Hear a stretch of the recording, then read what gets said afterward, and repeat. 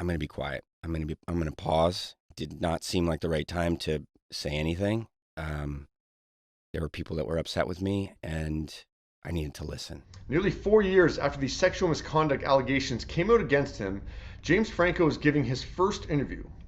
On the Jess Cagle show, James says he's used that time to change. When something like this happens, like the natural human instinct is to just make it stop. You just want to get out in front of it and whatever you have to do, apologize, get it done. But what that doesn't do is allow you to do the work to and to look at what was underneath. Like whatever you did, even if it was a gaffe or you said something wrong or whatever, there's probably an iceberg underneath that of behavior, of patterning, of just being blind to yourself that isn't going to just be solved overnight.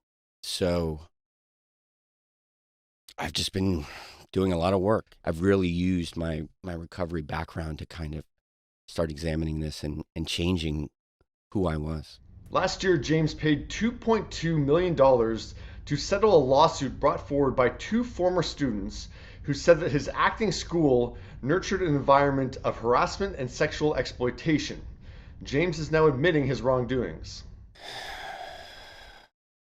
Look, I'll admit, I did sleep with students. I didn't sleep with anybody in that particular class, but over the course of my teaching, I did sleep with students, and that was wrong. But like I said, it's not why I started the school, and I wasn't the person that selected the people to be in the class, so it wasn't a master plan on my part.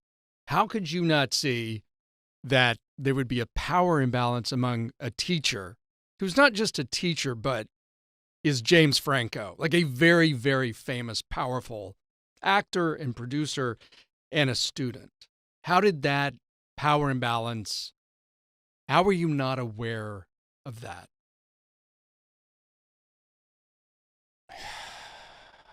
I suppose at the time, my thinking was, if it's consensual, okay.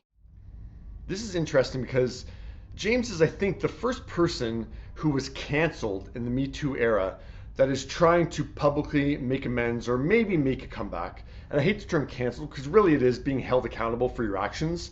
So, I mean, to say Bill Cosby or R. Kelly or Matt Lauer was canceled, well, no, they were held responsible for their actions that they've been doing for years. So, yeah, I think canceled is a stupid term to use. So, yeah, James Franco was held responsible for his actions. 4 years later, he says he's done the work. Let's just say you believe everything that he says in this interview.